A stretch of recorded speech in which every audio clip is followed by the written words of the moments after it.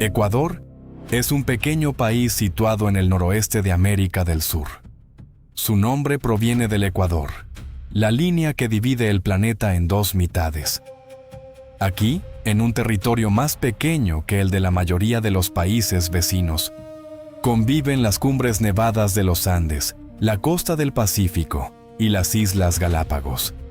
Pero más de un tercio del país está cubierto por la impenetrable selva amazónica, un mundo donde, en lo más profundo del bosque tropical de Yasuní, vive la tribu Waorani. Es una de las tribus más aisladas de la Amazonía, que vive sin la ropa a la que estamos acostumbrados y sin nuestro concepto del pecado. Ellos se llaman a sí mismos simplemente Wao, es decir, personas.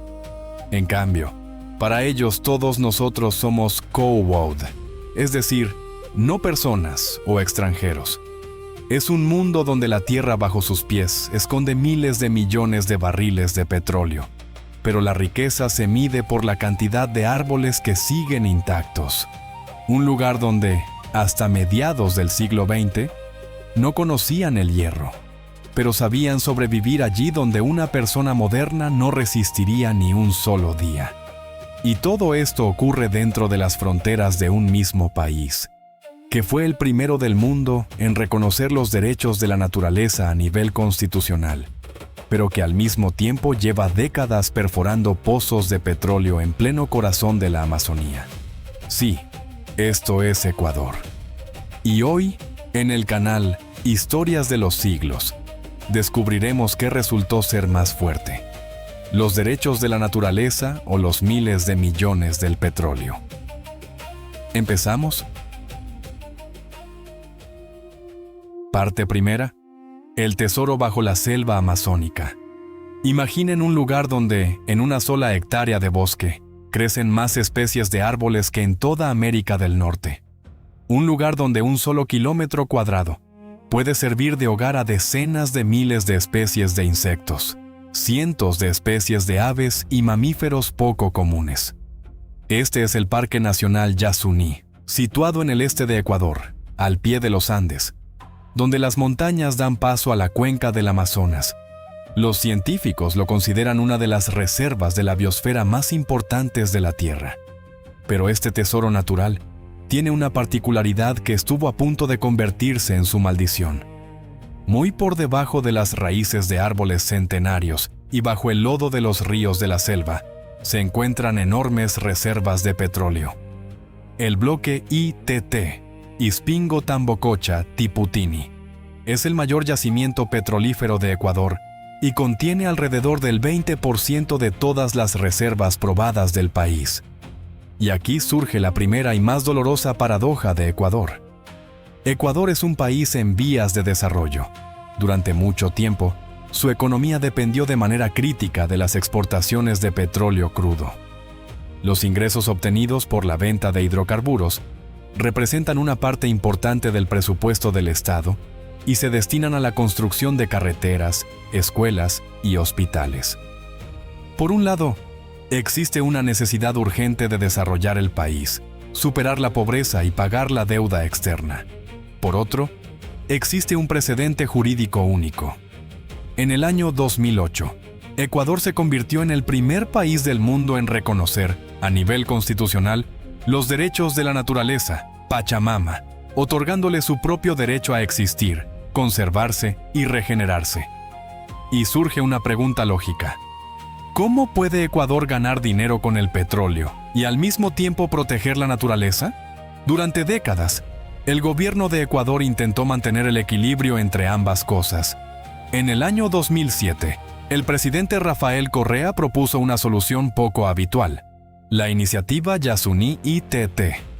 Ecuador estaba dispuesto a no extraer petróleo de la reserva de Yasuní si la comunidad internacional compensaba al país aproximadamente la mitad del valor de esas reservas, unos 3.600 millones de dólares. Sin embargo, no fue posible reunir la cantidad necesaria. Por eso, en el año 2013, Rafael Correa anunció el fin de la iniciativa. Después de eso, comenzó la extracción industrial de petróleo en el territorio de Yasuní. Pero Yasuní no es solo selva y petróleo. También es el hogar de pueblos indígenas que vivían aquí mucho antes de que comenzara la explotación petrolera. Uno de esos pueblos es el Waorani. Para ellos, el petróleo no significa riqueza, sino una amenaza para su hogar y para el futuro de su pueblo. Parte segunda. Los Waorani, guardianes del Muro Verde. Para entender quiénes son los Waorani, hay que dejar completamente de lado las categorías europeas de pensamiento. Estamos acostumbrados a dividir la historia en siglos, épocas y períodos de progreso tecnológico. Para los Waorani, el tiempo transcurre de otra manera. Hasta mediados del siglo XX, su civilización permaneció en un estado de aislamiento prácticamente total del mundo exterior. Ocupaban un territorio de unos 20.000 kilómetros cuadrados entre los ríos Napo y Curaray. Como cazadores y recolectores nómadas, los Waorani no construían ciudades permanentes ni practicaban una agricultura intensiva. Su presencia en la selva era casi imperceptible, lo que permitía al ecosistema mantener su equilibrio. Uno de los aspectos más sorprendentes de la cultura Waorani es su lengua, el Wao Terero. Los lingüistas la clasifican como una lengua aislada. Esto significa que no se ha demostrado que tenga parentesco con ninguna otra familia lingüística del mundo. Se desarrolló en completo aislamiento durante miles de años y refleja un profundo conocimiento de la flora y la fauna locales. Los Waorani distinguen cientos de especies de árboles y animales, y les dan nombres que describen sus características y su comportamiento con una precisión asombrosa. La supervivencia en la densa selva también moldeó sus características físicas. Los Waorani suelen ser de baja estatura, lo que facilita el desplazamiento entre la espesa vegetación. Tienen los dedos de los pies muy separados, por lo que pueden caminar con seguridad sobre el barro resbaladizo y trepar fácilmente a los árboles sin ningún tipo de equipo. Sus mujeres viven sin ropa y sin sentir vergüenza, porque en la cultura tradicional Waorani no existen los conceptos de desnudez y pecado. Para un pueblo que ha vivido durante siglos en la Amazonía, la ausencia de la ropa habitual está relacionada tanto con el clima cálido como con sus tradiciones y creencias. Parte tercera. Tradiciones y vida cotidiana de las mujeres Waorani. Sin una sola prenda de ropa, pero con enormes discos de madera en los lóbulos de las orejas estirados. Así era tradicionalmente el aspecto de las mujeres Waorani. Su apariencia no era simplemente una parte de la vida cotidiana, sino un reflejo de la vida en la selva. Con una humedad constante de alrededor del 90% y el calor del día, cualquier tejido se empapa rápidamente de sudor, o por las frecuentes lluvias. Y la ropa mojada prácticamente no se seca en la selva.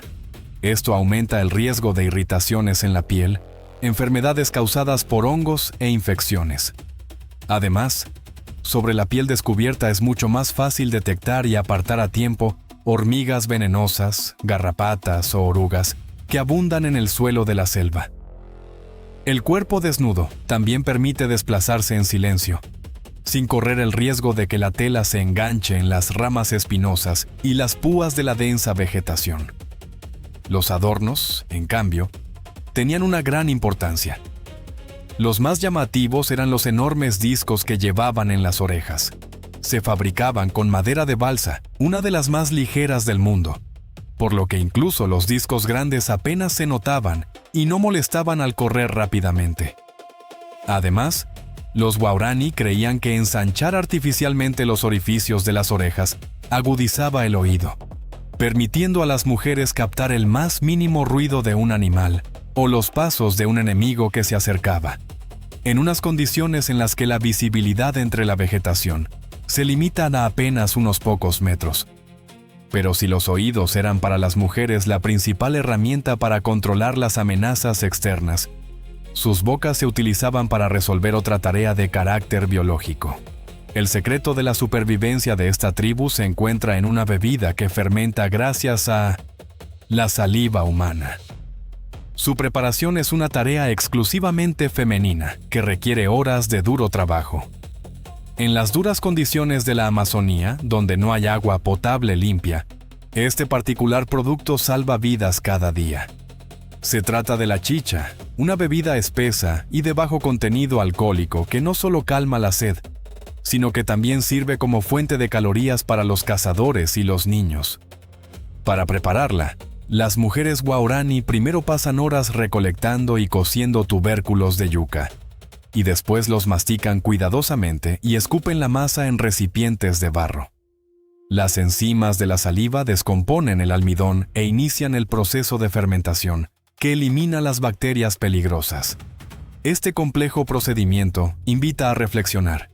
Lo que a nosotros nos parece extraño, para ellos fue durante siglos una forma de sobrevivir. Pero en la selva no solo las tareas de las mujeres ayudaban a sobrevivir. Los hombres desempeñaban un papel igual de importante. Parte cuarta. El secreto de los cazadores de la Amazonía. Sus secretos de caza se transmitían de generación en generación, y algunos de ellos todavía hoy parecen casi increíbles. El arma principal de los guaraní era la cerbatana, cuya longitud podía alcanzar entre 3 y 4 metros. Pero fabricar un arma así requiere una enorme paciencia y habilidad. La cerbatana se talla con la dura madera de la palmera Iriartea deltoidea, partiéndola cuidadosamente a lo largo, vaciando el canal interior y volviendo a unir las dos partes con resina natural. Como proyectiles utilizaban finas flechas hechas con hojas de palmera. Para evitar que el aire escapara de la cerbatana, envolvían la parte trasera de las flechas con una suave fibra vegetal. Antes de disparar, el cazador hacía un pequeño corte cerca de la punta. Si el animal intentaba sacar la flecha, la punta envenenada se rompía y permanecía dentro de la herida. Pero una flecha tan ligera por sí sola no podía detener a una presa grande. Por eso, el principal secreto de la caza era el veneno curare. Lo aplicaban en la punta de la flecha. Al entrar en la sangre, el curare bloqueaba el funcionamiento de los músculos y poco a poco impedía al animal moverse y respirar. El secreto de la preparación del curare se transmitía de generación en generación. La corteza de la liana Strychnos toxifera se hervía durante horas hasta obtener un veneno concentrado. Su particularidad es que resulta especialmente peligroso cuando entra directamente en la sangre. A través del aparato digestivo, las sustancias activas del curare se absorben muy poco, por lo que la carne del animal cazado normalmente seguía siendo apta para el consumo. Pero el aislamiento de los guaraní no podía durar para siempre. En el año 1956, ocurrió un acontecimiento que cambió para siempre el destino de este pueblo.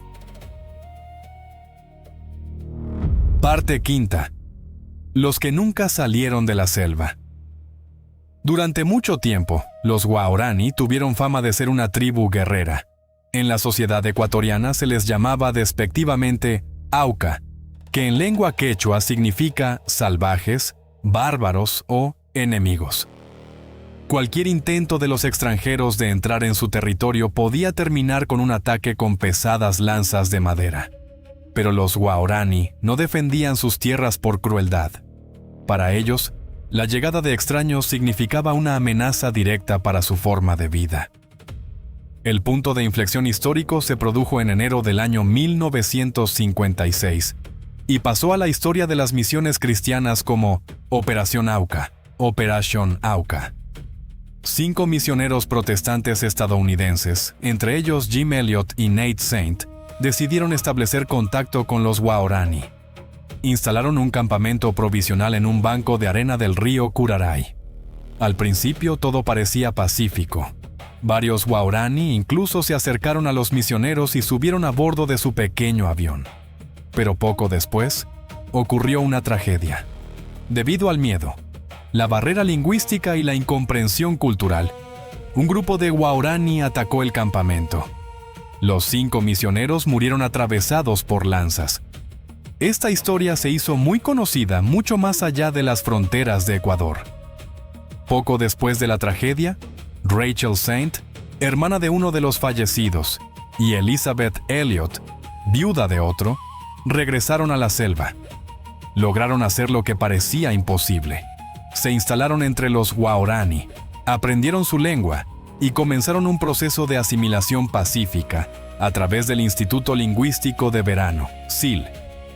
Uno de los objetivos de los misioneros era poner fin a las venganzas de sangre y a los constantes enfrentamientos internos.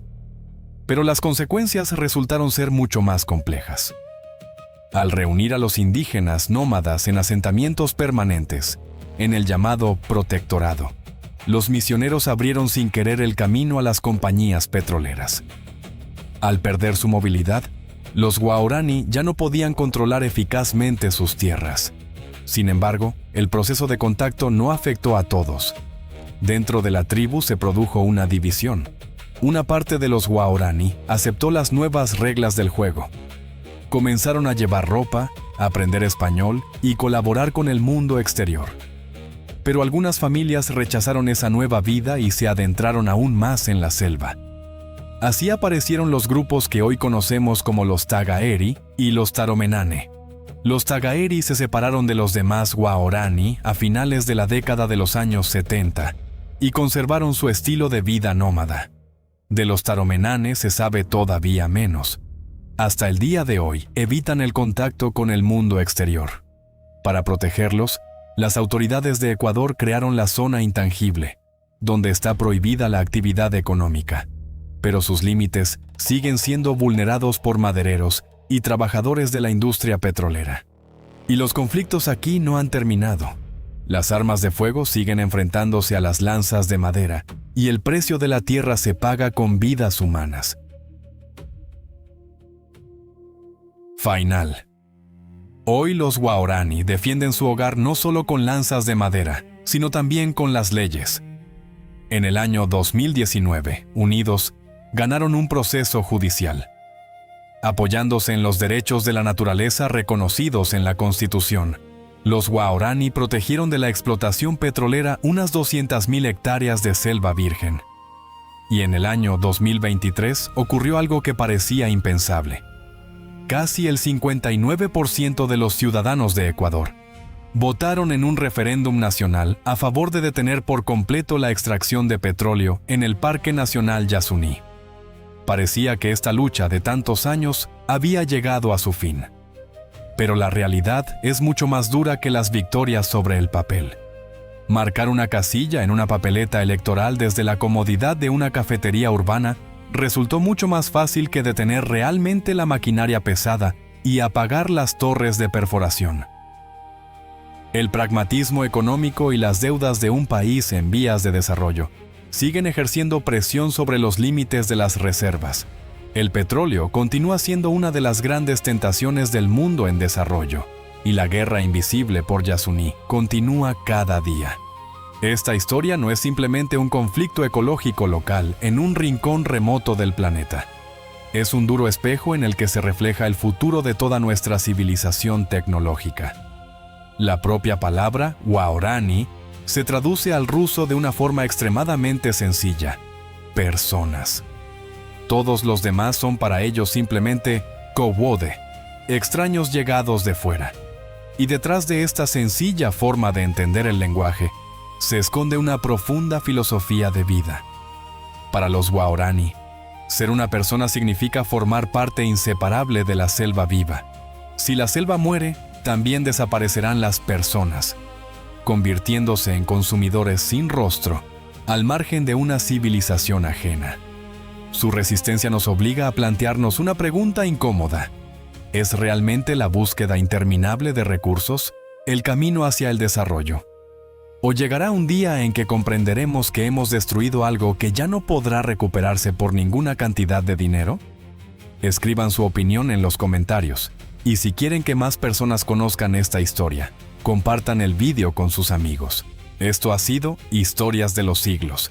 Gracias por vernos y por dejar su like. Nos vemos en la próxima historia.